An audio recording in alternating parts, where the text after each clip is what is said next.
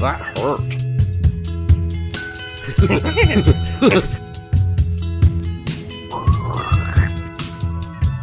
More verticality.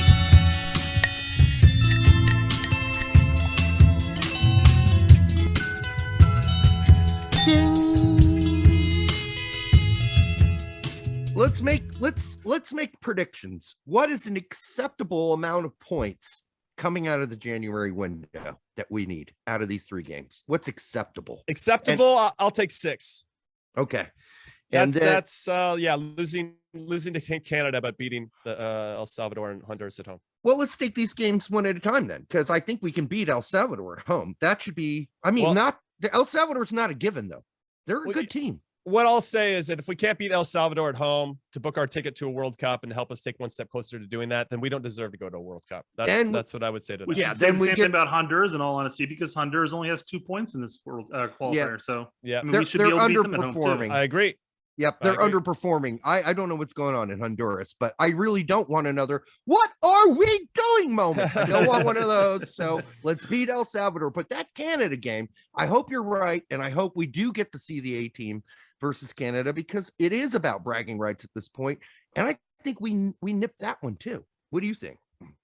Yeah, I could see a draw there. Canada's got a nice vibe about them. I'm curious to see who they roll out in their first game away to Honduras. I think that will probably dictate what they're trying to do against us. I think there's not only bragging rights, but there's a point of pride in terms of how they've been performing.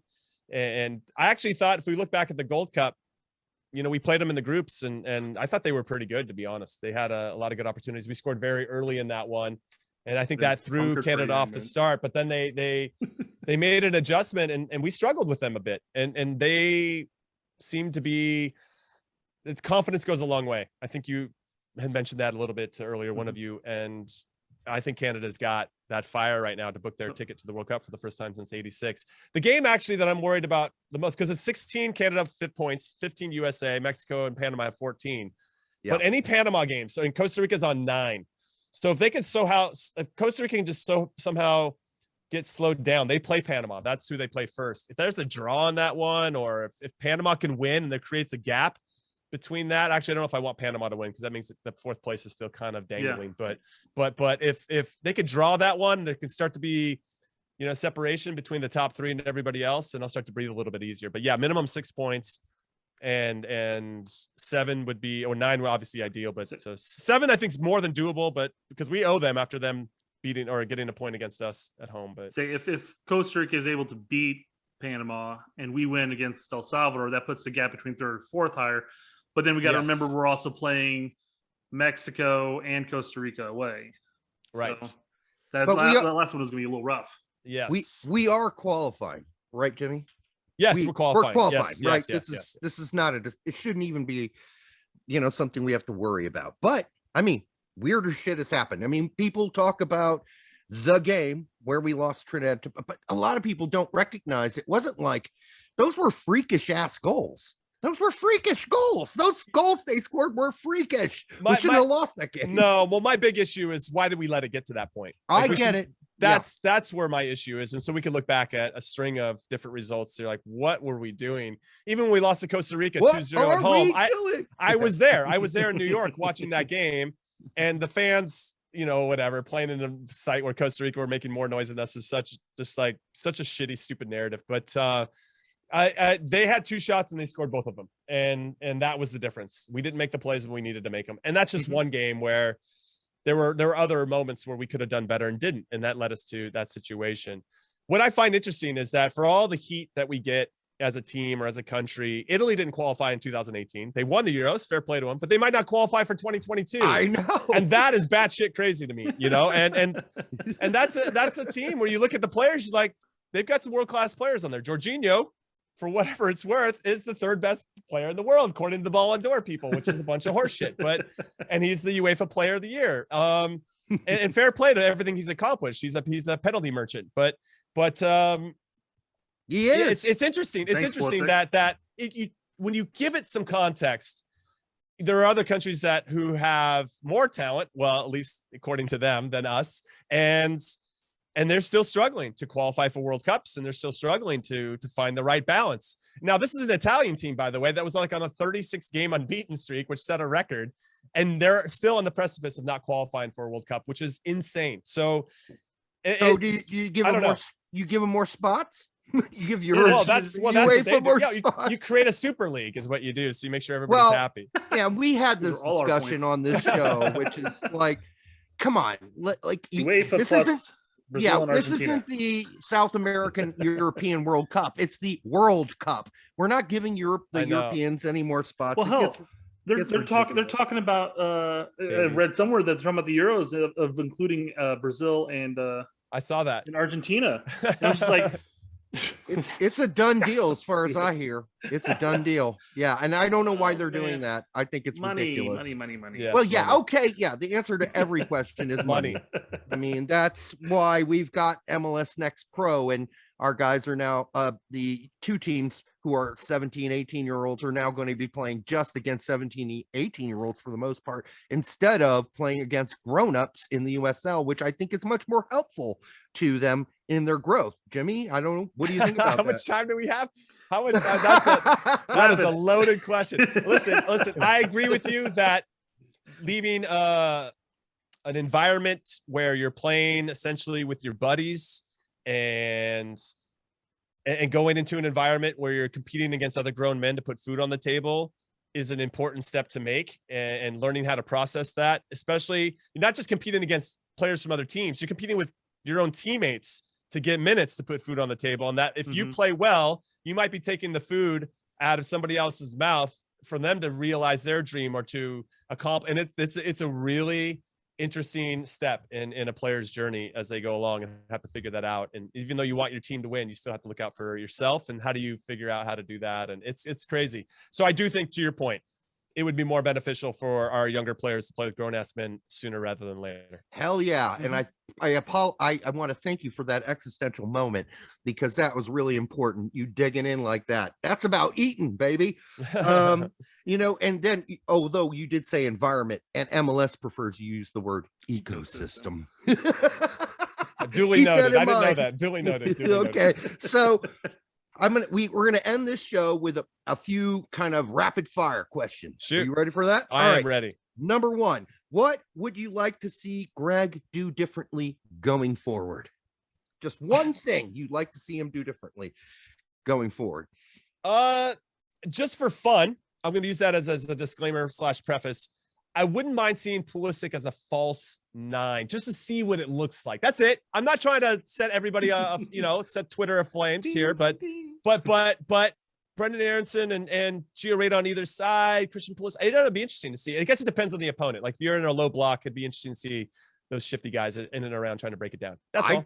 I'd take him as a CAM, actually, even. That'd be good. Just a false 9. That's fine. That's fine.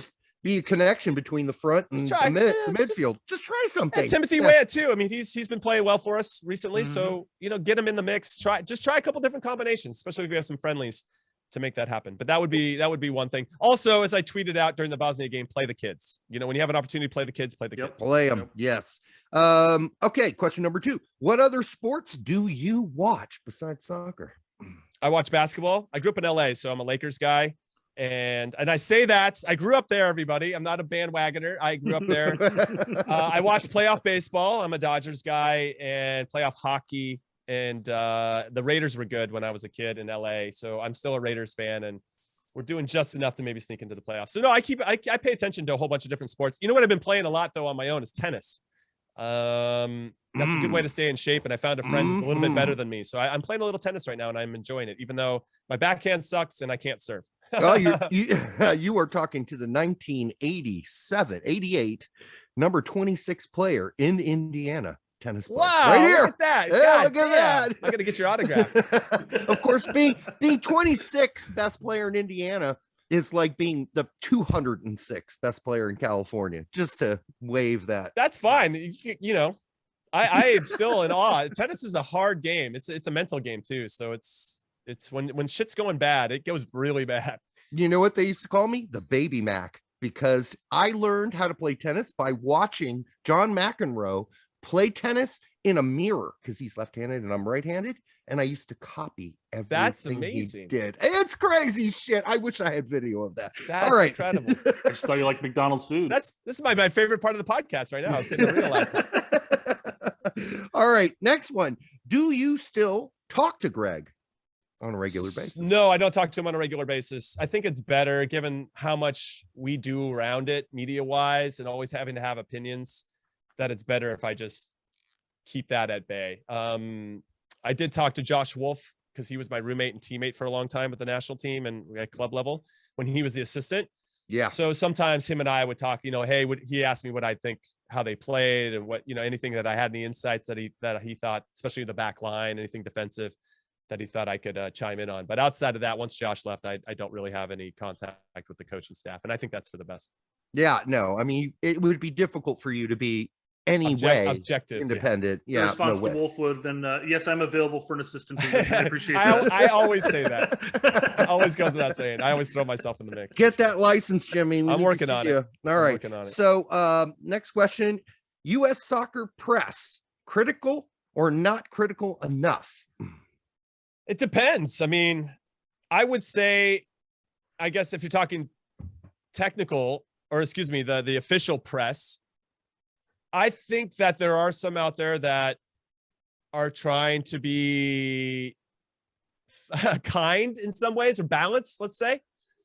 And that's because they want to make sure that they still have access to the team, because there are people within U.S. soccer that will hold it against you if you're critical.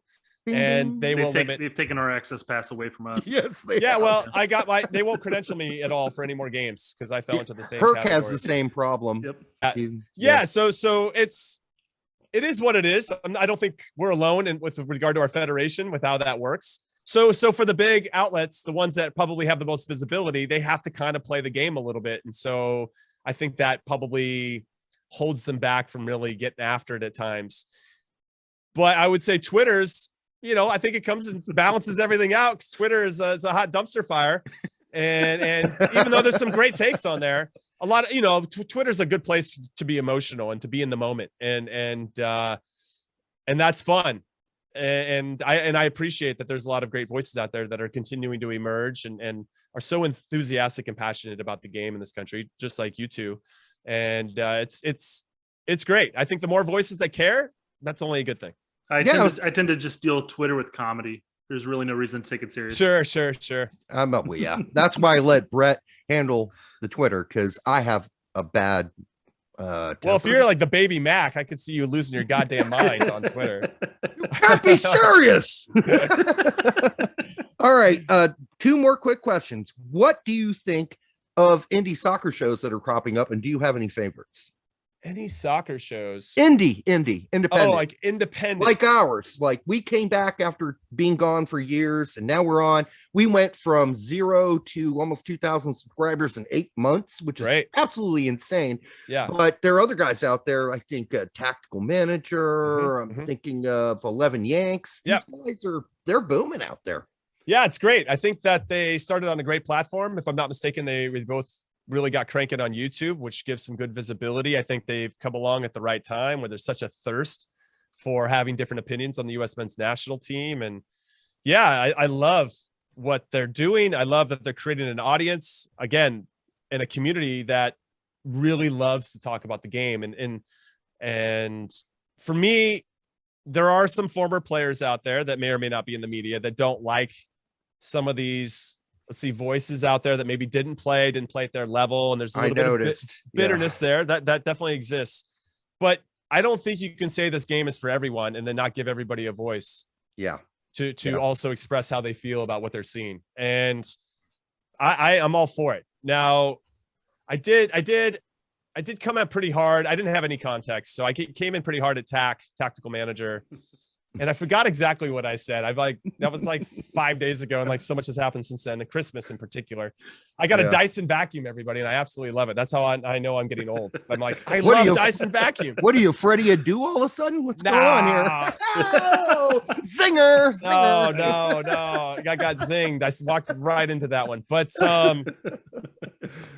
no, I think it's It's great. I think, again, the enthusiasm and passion, and they're driving the game forward, and it's part of how you communicate. It's how you support a team, especially in pandemic times when you can't necessarily be together. Oh, yeah. And I appreciate what they're bringing. They're gonna, as someone who's been in this type of new media and the Twitter and kind of building myself up on YouTube and other social media platforms, when you do it for a long time, there's a lot of ups and downs along the way. And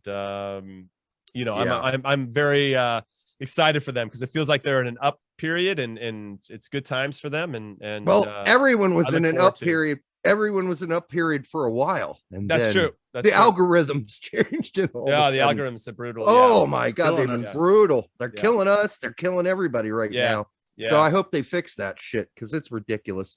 One last question to you: favorite beer? Ooh. Make it Belgian. If you can. Well, as a Newcastle fan, I think I have to go with Newcastle. Oh, that's fair. It's a Yeah. good beer. It's It's solid. a really good. It's a solid beer. It's worthy of being on the front of a jersey. It is, and it's a great logo. Frankly, It is. I'm Period. sad that they're not still using that as the front of the jersey. I know they should. Brett, Stupid do you Mike have Ashley. Brett, do you have a favorite beer? I drink local, so it's Indiana or Michigan beers for me, and they're always IPAs. So Yeah. I've yet to Respect find it. I've yet to find a bad IPA, in my opinion. What about those ones that are trying to be as bitter as possible? Those are You disgusting. just described an IPA.